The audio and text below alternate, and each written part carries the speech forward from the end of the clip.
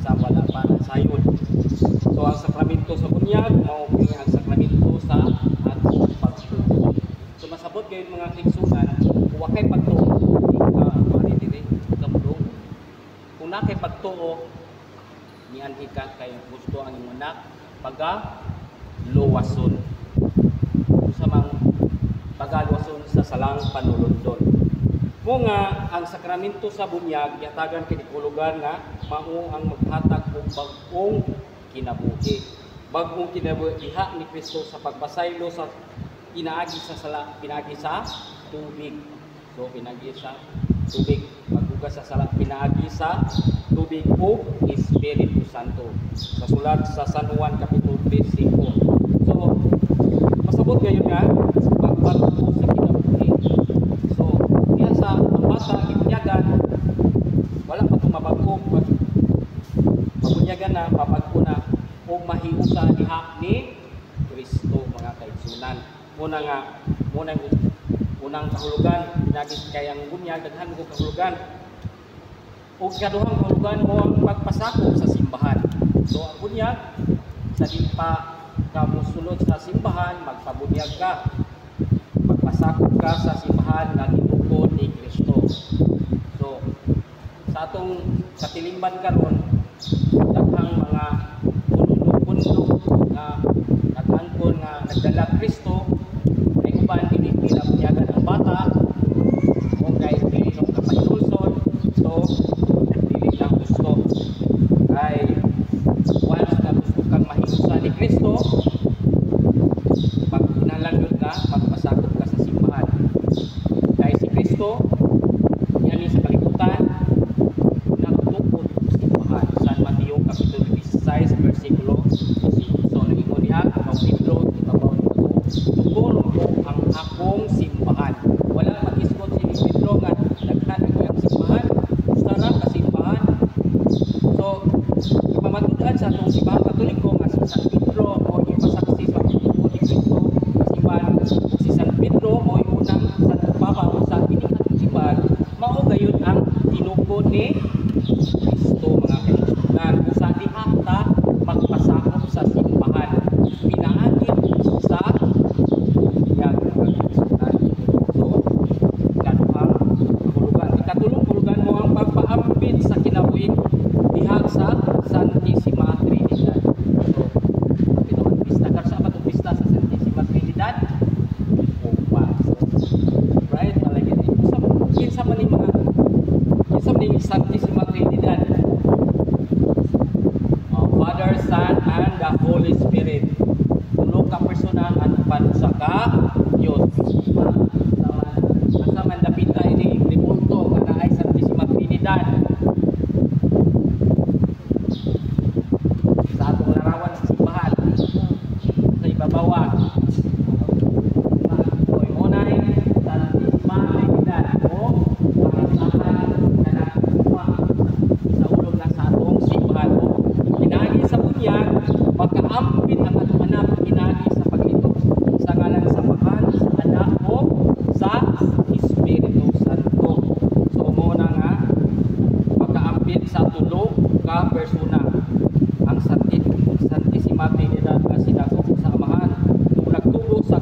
kalibutan sa padulong sumabot sa kapulahanan. So, ang bunyag nakahiusa karon kang Kristo pinagi sa simbolo.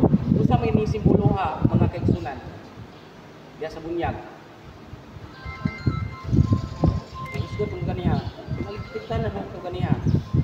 Usa pang simbolo. Diya sa bunyag, usa may nato makita diya sa bunyag? Right? So, diha sa bunyag atong makita nato ang simbolo sa simbolo ang tubig o ang Espiritu Santo. So, ang tubig makita nato sa kini tubig sa paghugas nagsimbolo o paghugas pag-inlo mo na naay tubig. So, mga tubig. So, mo na nga naay tubig o Espiritu nakaambit kanato ang misteryo ni misteryo sa Pasko. So mo na yung bihirya sa Pasko sa pagkabanhaw. So karon giunsa man sa bunyag pagtagtang sa salang panulundon o sa salang personal na giunsa man. So atong iskutan nga makita diha sa timaan giunsa pagkuha ang salang panulundon pinaagi sa tubig sa paghugas sa paglawan kini o paghugas sa tanan sa atong mga sala o ng tubig. Sabi na atong salang panulundon o salang personal nga atong sala pinaagi sa bagong kinabuhi Espiritu Santo. So masabot kayo na nato nga diha sa bunyag adunay duha ka sala nga kuhapon diha nato. Ang una salang panulundon ug ang ikaduha ang atong personal nga atong salauna kumit nato santang nabutan ata atong atay saktong pagbuot unang personal nga atong sala. So pinagi sa bunyag mawa ang salang panulundon. Sa man ning kinigikan ning salang panulundon? Ni Adan o iba kini atong personal so atong kumit atong sala. Karon diha sa mga bata nga gibunyagan unsa may gikuha nga sala? Salang panulundon ora?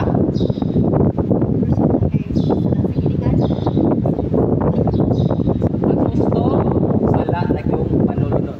Apan kung dagko na gibunyagan ang bata, so guhanay manawat kung adult na pag-isip adult, so aduna nay pag-inunsol pinaagi sa imong personal nga atong sala. Pinaagi diha sa bunyag mapapas ang salang panulundon sa unang ginikanan ug mapapas usab ang personal nga sala. Duha na ang tagtangon. Ang bata pilay tagtangon? Usa. Ang dagko duha na. Salang panulundon o salang personal. So mo na nga kini nga laing tinuhuan kay wala man sila salang panulundon. Ang ilaman kini sala ng personal. Mo nang di sila mo bunyag o bata sa yung sinti ko no. Sa yung sila. So atong iskutan nga duha ang tagtangon sa dagko usa sa bata. So diha sa salang panulundon o kanang personal sin pinagi sa bunyag kung ikaw magbubunyag dagko na mapapas imong salang panulundon o personal sin o mapapas usab ang kadakop sa sala sigod sa sala mo nga kung mabunyagan ka kung dagko na ka kung mabunyagan ka pili kung bigawas mo madisgrasya dahay moditso na kaglangit kay wala na yung aritong katuloy kay kanang pagbunyag makapapas usab na sa sala nga sala diha kalabitang silot sa sala na kay sala diri sa simbahan na may kanang salang magpapas sa sala mo nang naguna kung manakag bunyag mapapas sa sala mo nang salang pagkumpisal pagkumpisal dili lang kay mura na napakay bayrang ubang silot o kining silot mo ni nga atong iwason o bayad pinali sa atong maayo buhat mo na diha sa bunyag grasya gayud nga ikaw mabunyagan kay uditso kag langit mo bitan ang bata pabunyag mo, sige siguro na to bunyagan ang bata kay aron wala man sila ay personal nga sala kung say mga may panahon nga dangerous sa bata ngunit so yun o lagi mo nagkikidaliw na to ang pagpabunyag sa bata mo nang kinahanglan daliw na po ang pabunyag kay aron lagi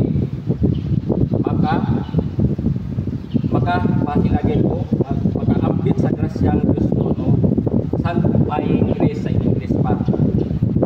Ang bunyag pagpapa sa salampulong pinaagi sa simbolo sa buhat sa makaluwas nga paghiusa kang Kristo sulod sa katilingban nga iyang lawas puno sa espiritu diha sa simbahan. So pagpapa sa salampulong pinaagi sa simbolo sa buhat o makaluwas sa paghiusa dito sulod sa katilingban. So sa may lawas ni Kristo. Ang ulo si Kristo, ang ulo sa simbahan, ang iyang lawas o kini ang katawhan o kini ang simbahan. So dinagi sa bunyag ang katilingban o paghiusa ni Kristo mapuno sa Espiritu Santo o makapahiusa ni Kristo muna nga kita makamatyan makambit maluwas lang kita kung kita mahiusa ni Kristo diha kung nagpakamatay si Kristo diha sa cross dito sa Kalbaryo makuha lang na nato ang grasya kung makahiusa ka ni Kristo pinaagi sa bunyag kung di ka nakasakop sa simbahan nga gitugon ni Kristo kawang na lang ang imong pagsiging sampit o kinuha ka mahiusa ni Kristo kay ang pagpasakop sa bunyag mo'y simbolo sa pagpasakop sa tinupod na simbahan ni Kristo sumutong mga pinulog na diha. Ikaduha, giunsa man ang bunyag pagpasakop sa kanato sa simbahan. Giunsa ang bunyag pagpasakop sa simbahan. Pinaagi sa ang bunyag nahimusa kanato kang Kristo kuyog uban sa mga sakop sa lawas nga ang simbahan. Unsay lawas ni Kristo? Ang simbahan. Kay ang usa ka espiritu kita nagbunyagan ngadto sa usa ka lawas kang tanan si pag-inom sa usa ka espiritu. 1 Korinto kapitulo 12:13. Usa ang atong pagkayusa sa unang pinunyagan naka banhaw ni Kristo nga mao nahimo kita simbahan. Isip sakop sa lawas ni Kristo nakaambit kita og tulong ka misyon. Usa man tulong ka misyon na naambitan na diya sa bunyag. Mga higala. Usa man tulong ka misyon na kinungdong matamo.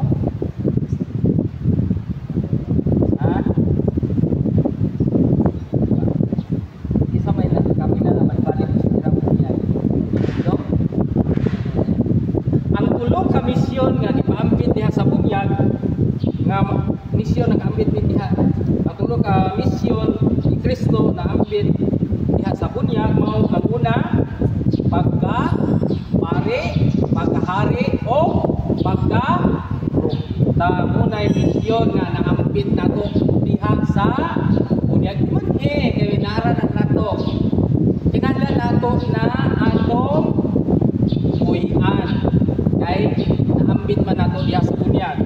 Sa may ibuot ipasabot kini pagkapari. Ang bukasyon pag-apil sa pagsimba sa katilingban. So, ang pagkapari kinahanglan kita isip mga binyagan, mag-ampo kita, musimba sa adlaw Domingo, mutuman sa mga tinumanon nga mga pag-ampo sa simbahan. Mone angay na to puy-puyan kay mo ng misyon nga naambit nato diha sa bunyag. Naka pagbalagad pinagi sa pag-ampo sa Dios. Pag-ampo sa adlaw Domingo, pagsimba sa tanang pagsimba sa paglubina diha sa mga patay, pila na sa misyon sa pag-ampo mo misyon sa pagkapare. Sa kining pagkahari, sa man ni bodi pasabot ni mga kaigsunan. Ang pagkahari mo kini bukasyon alang sa pag-alagad sa katawhan sa Dios. So, pag-alagad, angay ba nato ning puy-an? Angay gayon kini nga puy-an isip kita sa simbahan. Tungod kay ini pagiha na ambit na nagawat nato diha sa bunyag. Usa kita pinaagi sa pag-alagad sa katawhan daghang klase ang pag-alagad. Pag-alagad sa imong pamilya, pag-alagad sa imong sigatawo, pag-alagad sa imong lugar o barangay, lungsod o imong nasod. So, pagkagawad, kung si muna, kagawad, mayor, presidente, kung tanang mga pag-alagad para sa simbahan, pag-alagad para sa simbahan. Sama, pag-alagad, pinagi sa pag-apil sa mga mandated na organisasyon sa simbahan, mga katikista, minister, mga CWL, isip na pag-alagad. Muna'y naambit na ito si kaduha mo ang pagkahari, pag-alagad sa katawan. Dili kay kita'y alagaran, kita'y alagad sa katauhan. Muna'y ikaduhang misyon o kana ang pagkahari. Kung sa puning pagkapropita, very good. So, nanay na nakuha na yun sa pagsangyaw sa pulong sa Ginoo. So, pagsangyaw. So, sama ning ibuhat ko karon, nagsangyaw ko sa eskwelahan, nagsangyaw ko sa gawas, sa simbahan, sa tanan. Nagsangyaw ta. Maura ba na ang paagi sa pagsangyaw? Ha? Dili, very good. Dili na maura paagi sa pagsangyaw. Daghang paagi sa pagsangyaw. Ang pagsangyaw nga dili pinaagi sa imong pulong, pinaagi sa imong buhat, maayong buhat, maayong paninginan sa ikaboy isang di magkakalintong sa mga pulong, di kakalikot sa imong baba. Sama ang pagsangyaw ini. So, pinaagi sa imong kalbalingong binuhatan. So, kinahanglan nato nga may kakasangyaw sa ikaw pa pagisulat itong pulong sa Ginoo. Uy, ang pinaagi sa buhat, nakasangyaw ka na. Pinaagi sa imong mga maayong buhat. Paningingnan sa imong pamilya, paningingnan sa imong barangay nga ikaw maayong tao.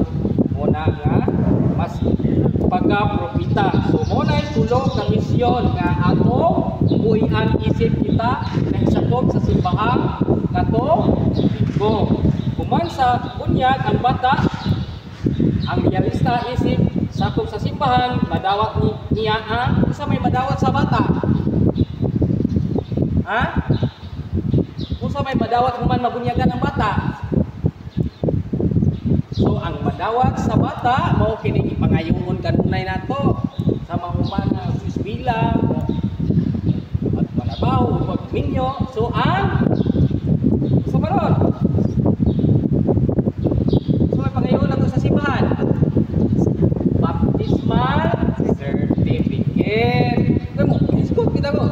Nagtagan mo ulo at eskwelahan, ipangayuon, ato pagkumalan. So mo to baptismal certificate.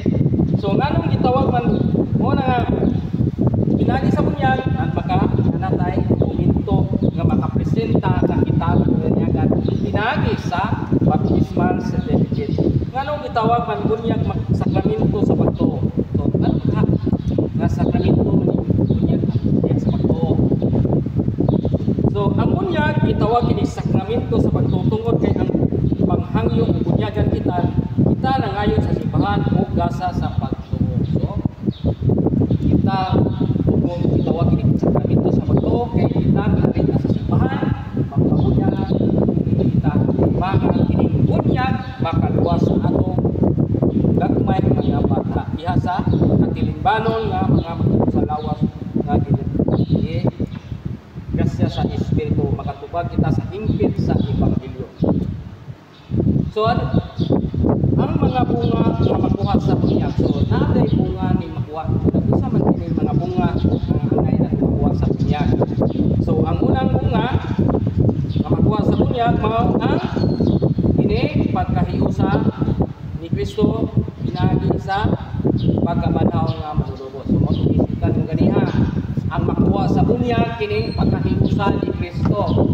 So kung ipakamatyan kita ni Kristo kitang katawhan diha sa kamatayon dito sa cross sa Kalbaryo, kung sa pagdiha makuha ka ng grasyaha mao ka na ang pagbunyag. Kahit hindi ka magsakop ni Kristo, ikaw mo ipakamatyan dito sa cross.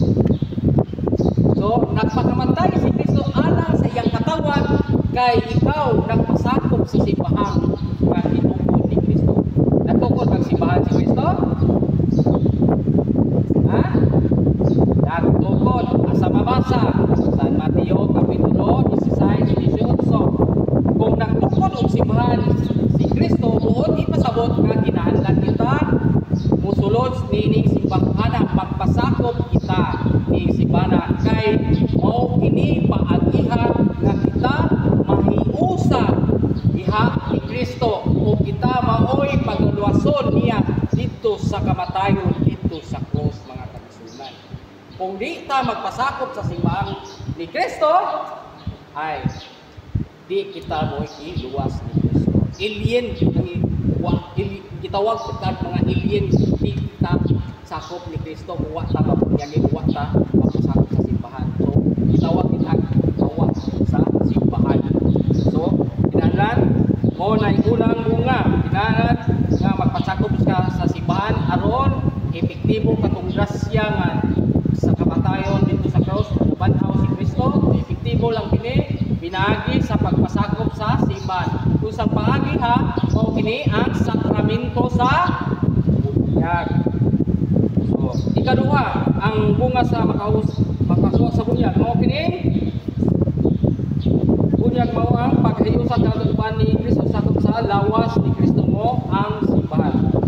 O sa mabasa sa Catechism of Catholic Church 1267 na ang paghiusa kanato uban sa sakop sa lawas ni Kristo. Isa ning lawas ni Kristo kitang katawhan. Muna yung lawas kay si Kristo ang ulo, ang katawan mao ang iyang lawas. So o pinagi nini ang lawas daghang sakop apan ang tanang sakop bisan daghan nahimong usaran ka lawas nga mao ang si Kristo. Bisan daghan sakop sa simbahan apan nakiusa kita diha si Kristo nga usa ka lawas kay si Kristo ang ulo ug ang iyang lawas mao ang simbahan. Muna ikaduhang bunga nga kinahanglan kita magpabunyag. Ang bunyag sa mga bata, ano, kining bunyag sa mga bata. Tungod kay angay ba bunyagan ang mga bata? Angay ba bunyagan ang mga bata mga sunan? Ha? Angay. Ngano man? Ano ba siya? Ang nagbaga sa pumunta kay sa Kristo. Kung kudlo kita sa Biblia, na ay mabasa nga naghisgot nga kinahanglan jud bunyagan ang bata sa Salmo kapitulo 51 bersikulo 5 naghisgot diha nga dautan ako mahimugso sukat dautan ako mahimugso ug makasasala ako sukat ipanangko. Kusa ang bata di ay dautan na sukat ipahimugso ug makasasala sukat ipanangko sa diyan sa inahan. So laay mabasa nga makasasala ang bata. Unsa man ni salaan ang nakuha sa bata? O salang panulundon. Una nga salang panulundon. So mo lagi nga sa Roma 5:5 nga ang tanan tao nakasala. Gawas ni Maria. So nakasunod ang sala. Pinaagi sa atong unang ginikanan nga si Adan o si Ibago sa naghisgot yan sa Salmo 51:5 naghisgot ngayon nga ang bata aduna na ihambin nga sala pinaagi aron mahintuan ng sala pinaagi sa bunyag. So una nga angay gayon yagan mga bata nasa sa Galatians 3:27 yagan na yun ang bata aron mahiusa amon mahiusa ni Kristo. So ang lain mga punto karong panahon nag-ingon nga dili na bunyagan ang mga bata ng grade iyan ang ginana sa Dios. Wala pay pagtuo no. Tinuod ba kini ang bata walay pagtuo? Ha? Tinuod ba ang mga bata walay pagtuo? Ha? Doon na ba'y pagtuwang bata? Ha? Tubag. Sa tubag nung ganahan ito tubag ba? Doon na ba'y pagtuwang bata? Doon na. Doon. Asa mabasa? Nayon niya sa San Mateo Kapitulo 18 versikulo 6, mahitungod ining gagmayng bata nga nagtuo kanako. So, ang mga bata adunay pagtuo. Bisa kini pagtuo, hatag ini sa Espiritu. Sa mga hatag ini sa balaang Espiritu Santo. So, usa pagihan nga dunay pagtuo atong hatagan o lukmang nga ihasi sa San Lucas 1:41 pagkapati ni Elizabeth nga nangmusta si Maria, niligo ang bata sulod sa tiyan ni Isabel. O di pasabot, pag-abot ni Maria, bibisita ni Santa Isabel, so ang bata, si San Juan, ang anak si San Juan, dito sa tabuangkan ni Isabel, bibihok si San Juan sa tiyan ni Isabel, kay niabot ang inahan sa Diyos na mao si Santa Maria. Kung di pasabot ka, ang bata ni ay adunay pagtuo, mga kaigsunan. So adunay na pagtuo ang bata o nga kinahanglan bunyagan, mga kaigsunan. So mo na ngay bunya tungod kay sa pagkakaroon gihatagan og pagtagad ang simbahan diha sa bunyag mao ang usa ka sakramento sa pagtuo. So ang bata adunay pagtuo kapil ang pagtugyan diha sa pagpagtuo. So pinaagi sa pagtuo o conversion. So pagtugyan o pagbago. Ang ana ay pipila ka man una-una nga dili kuno bunyagan ang bata. So ginundong kaniya. Apan ang simbahan makununayon nagtudlo nga ang bata dili gayud angay ikawan sa bunyag tungod kay sila gibunyagan diha sa pagtuo sa simbahan. So sa asa mabasa the Catechism Catholic Church paragraph 1250 ngadto sa 1252. Ug kini nagpasabot nga ang kinikanan kinahanglan nga pagpabunyag. Ang pagtuo sa simbahan nagpasabot nga kinikanan nga adunay maninoy o maninay adunay seryoso obligasyon sa pagsiguro nga ang bata bunyagan nga muumol diha sa Katolikong pagtuo. So angay ang bata nato mga ginikanan ato kayong umulon kining mga bata pinaagi sa atong pagtuo sa simbahan. Kung bata nagmay pa pito lang ka edad aduna na pagpanunod sa eskwelahan kinahanglan tudloan nato diha sa tagsa-tagsa sa atong pagpamilya. Kay kini mo ni pagtuol pagtunay og pagpanguros tulong ka persona o ubang mga pagampo nga mga bisig nga pagampo pinabina pagpadugkaon pag tanan nga pagampo nga kahatag sa simbahan. So unay pagtumol sa bata kay aduna nay pagtuo ang bata. O nga ang sakramento sa bunyag mo ang puntahan aron kadawat kita ubang sakramento. Sa may mo pasabot dinhi ang sakramento sa bunyag mo sakramento nga makadawat kita sa ubang mga mo'y pultahan. Buti pasabot ning pultahan. Agian, sundan. Pero pwede ba nga mo dito? Pwede ba ta magkasal na walay bunyag? Dili. Pwede ba kita mag-isal walay bunyag? Dili. Pwede ba kita permission walay bunyag? Dili. So, ang bunyag mao'y pultahan nga aron kita makaambit sa ubang grasya sa nga sakramento ilabi na ang mga pagpakala sakramento sa kumpisal, sakramento sa pagkalawat, sakramento sa confirmation, sakramento sa orden sa pagkapari,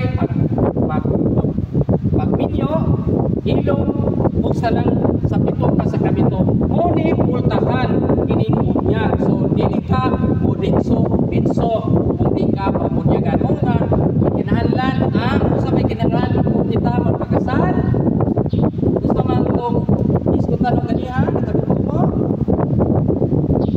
baptismal. So mao na importante kung kita mo sa ito ka sakramento. So ikinahanglan ang baptismal kung ikaw nabunyagan ba. So muna nga muli po ipasabot nga pultahan sa tanang mga sakramento. Ang bunyag sa bata nakapamatuod nga usa kini nga libre nga gasa sa ikan sa Dios. So kay dili tungod kay so ikan sa pagkaangay madawat. So grasya ni nga gihatag ikan sa Dios. Sama sa pagpalampo sa personal sa kinabuhi pagsukod nga matawo ang bata mao usab ang Kristiyanong kinabig diha sa pagtuo ni Kristo.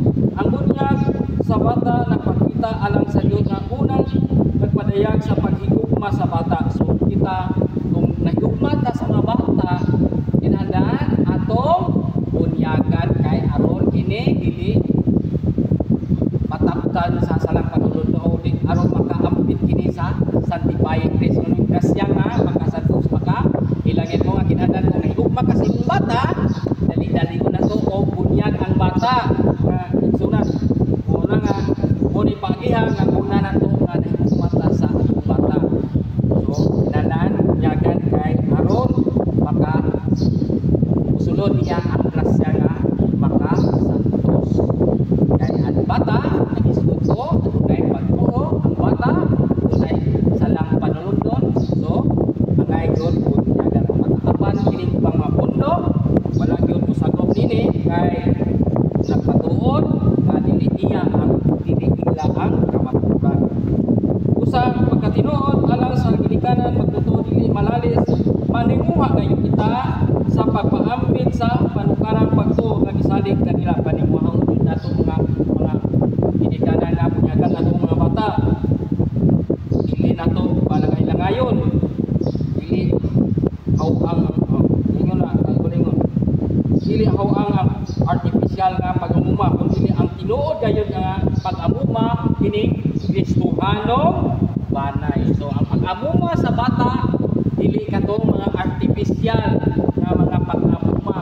Mo bilin to nga wala dili kaon og mga gatas nga mga gatas nga artificial nga mga gatas ayo so dili lang ana pag-uma kinahanglan atong pag-amuma sa kalibutan o sa espirituhanon pinagi sa pagtulunan sa simbahan kuni Kristohano banay umahon pinagi sa pagtudlo pag-umon sa mga pagnudlo diha sa simbahan. Bisan kani ang filosofiya sayan nag-isgot kayo nga ang panahon karon bahin sa kalambuan sa usa ka personal lakit ng iyang kagawasan naghatag og limpong pundasyon pagsuporta niya ng simbahan nga pagbunyag sa gagmayng bata. Daghan ang panahon mga katawhan na kinahanglan yun nag-isgot yun kinahanglan ang bata bunyagan kay lagi mo kinipagiha na ikaw nakapaamuma ka sa imong gagmayng bata pinagi sa Kristohanong banay. So mga ginikanan isa mga ordinaryong ministro sa kinsa man bunyag sa mga bata pare ban kita ban kinsa man bunyag o pare ban daya kuno pwede ba kita makabunyag? Pwede. Ano sa aman kita makabunyag?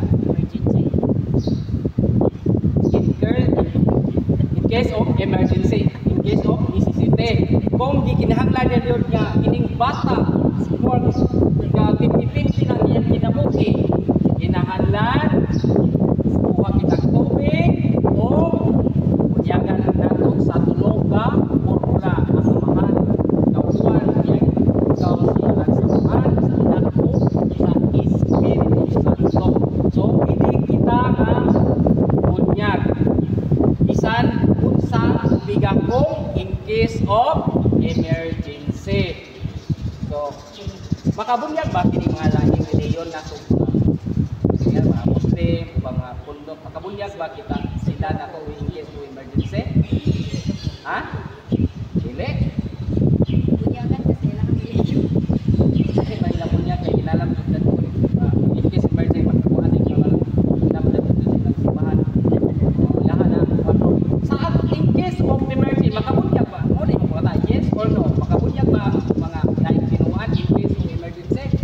or no?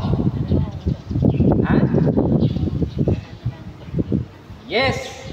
Makabunyag ang laing tinuod apan kung mugamit siya sa tulo ka formula nga atong mga santisima pinidad. Pili sila nga makabunyag pinaagi sa atong pagtulunan sa simbahan.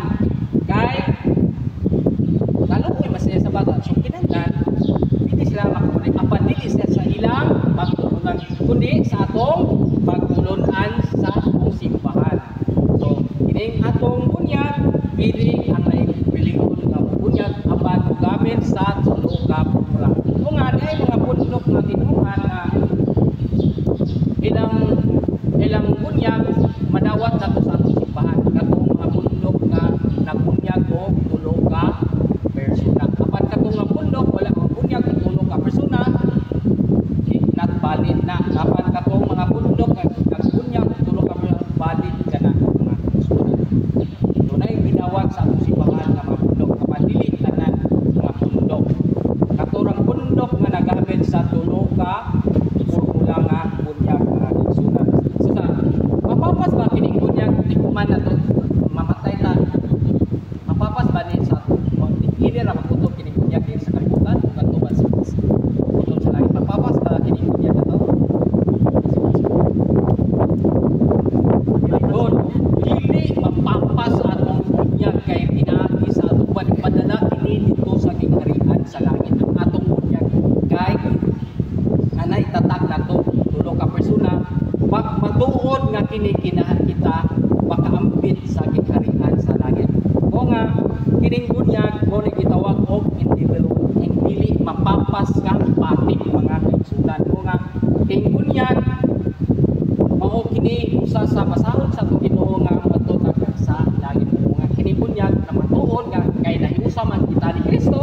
So napatuod ka dili mapapas ang bunyag kay isip timaan nga kita sakop sa iyang simbahan nga isip kita Kristiyano usab angay kita baka sulod sa gingharian sa langit. O katong ahong tema karon mga kaigsunan, daghang salamat sa inyong pagpaminaw. Maayong tugtog kayo.